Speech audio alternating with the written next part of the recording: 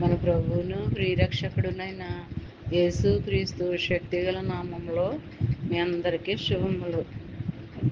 ప్రియమైన దేవుని బిడ్డలారా, మరి ఎలా ఉన్నారు?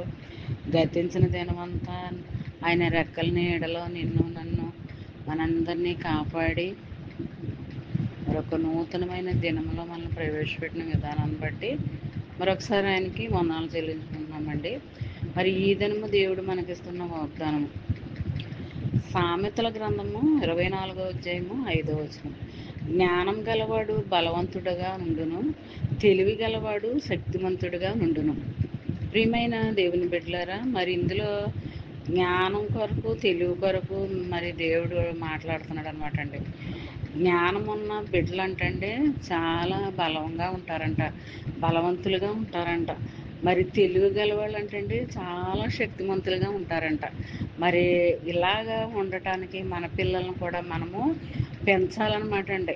మరి జ్ఞానం కలిగి పెంచాలి, బుద్ధి వివేకం కలిగి పెంచాలి, శక్తిమంతులుగా పెంచాలి.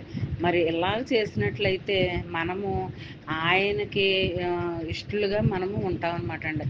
ఏదైనా సరే తల్లి వల్లనే ఏదైనా కలుగుతుంది. మరి తల్లి మంచి మనసుతో తల్లి బిడ్డల పట్ల ఒక మంచి మనసు కలిగి ఉన్నట్లయితే ఆ పిల్లల్ని ఎలా నడిపించాలో, ఎలాగా మరి పెంచాలి, పోషించాలి అన్న ఆలోచన కలిగి ఒక జ్ఞానం గల తల్లి, శక్తి గల తల్లి ఈ రకంగా మరి ఆలోచిస్తుంది అనమాట. మరి అలాగే ఆలోచించినట్లయితే దేవుడు మరి ఈ విధంగా మరి పిల్లల్ని ఉంచుతానని మాట ఇస్తున్నాడు అనమాట. జ్ఞానం గలవాడును శక్తిమంతుడు అంటే బలవంతులుగా ఉంటారంట, తెలివి గలవాళ్ళుగా ఉంటారంట అండి. మరి అలాంటి తెలివి గలవారు బలవంతులు కూడా మన పిల్లలు కూడా ఉండాలన్నదే మన కోరిక, మన ఆశ. మరి ఈ దినమంతా ఈ వాగ్దానము నీ పక్షంగా, నా పక్షంగా, మన అందరి పక్షంగా మరి జరగాలని కోరుకుందామండి. మరి అంతే కదండి, ఈ వాగ్దానం నీ ఫ్రెండ్ సర్కిల్లో పంపండి.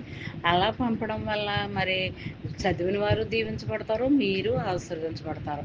మరి ఈ చిన్న వాగ్దానం మైండ్లో పెట్టుకుని ధ్యానించుకుంటూ ఈ దినమంతా మరి గడిపినట్లయితే నీకు, నీ కుటుంబ సభ్యులకు, నీ బిడ్డలకు కూడా ఎంతో దీవెనకరంగాను, ఆశీర్వాదకరంగాను, మేలుకరంగాను ఉంటుందన్నమాట అండి. దేవుని వాక్యాలు చదవడం వల్ల శాపం అనేది రాదండి, ఆశీర్వాదాలే వస్తాయి. అలాంటి దీవెన ఆశీర్వాదాలు నువ్వు నేను మనందరం పొందుకోవాలని కోరుకుంటూ ఆమేన్. God bless you.